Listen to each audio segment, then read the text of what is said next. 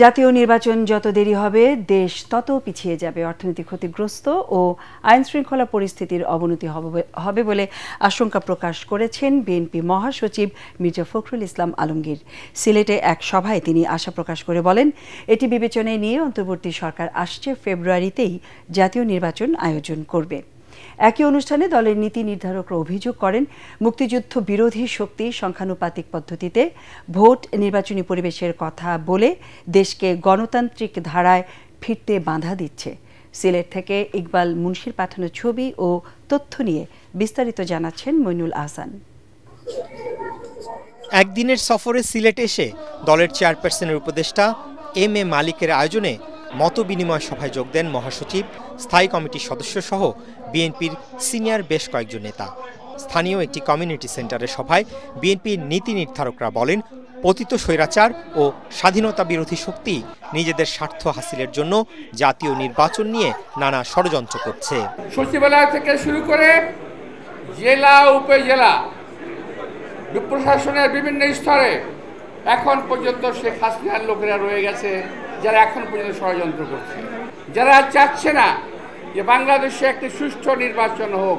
BNP মহাসচিব মির্জা ফখরুল ইসলাম আলমগীর বলেন, ২৪-এর গণ-অভ্যুত্থান পরবর্তী নতুন বাংলাদেশ গড়ে তুলতে দেশবাসী এখন তারেক রহমানের দিকে তাকিয়ে আছে।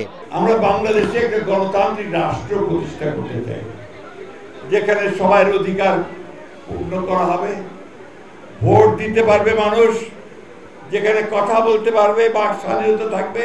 সেই দেশ তৈরি করার জন্য আমরা নতুন করে সংগ্রাম শুরু করেছি। আর আমাদের এই সংগ্রাম, আমাদের যুদ্ধ, তার নেতা হচ্ছেন আমাদের এখন তরুণ নেতা তারেক রহমান সাহেব। এ সময় জাতীয় নির্বাচন বিলম্বিত হলে দেশ নানা সংকটে পড়বে বলে আশঙ্কা প্রকাশ করেন বিএনপি মহাসচিব। সরকারকে বলতে চাই, অন্য রাজনৈতিক দলগুলোকে বলতে চাই, যত নির্বাচনের দেরি হবে তত বাংলাদেশ পিছিয়ে যাবে। বিনিয়োগ আসবে না, ইনভেস্টমেন্ট হবে না, মবক্রেসি আরো বাড়বে, জুডিশিয়াল সিস্টেম ভেঙে পড়বে, আইন শৃঙ্খলা পরিস্থিতি ভেঙে পড়বে। সেই জন্য দরকার একটা নির্বাচিত সরকার, যে সরকারের পেছনে মানুষ আছে। এর আগে একদিনের সফরে পুণ্যভূমি সিলেটে এসে প্রথমেই দুই সাধক হজরত শাহজালাল রহমতুল্লাহ আলাইহি ও হজরত শাহপরান রহমতুল্লাহ আলাইহির মাজার জিয়ারত করেন বিএনপি মহাসচিব। ফেব্রুয়ারিতে নির্বাচনের একটা মোটামুটি আলোচনা হয়েছে। আমরা সবাই আশাবাদী যে এই নির্বাচনের মধ্য দিয়ে দেশ জাতি গণতন্ত্রে ফিরে যাবে।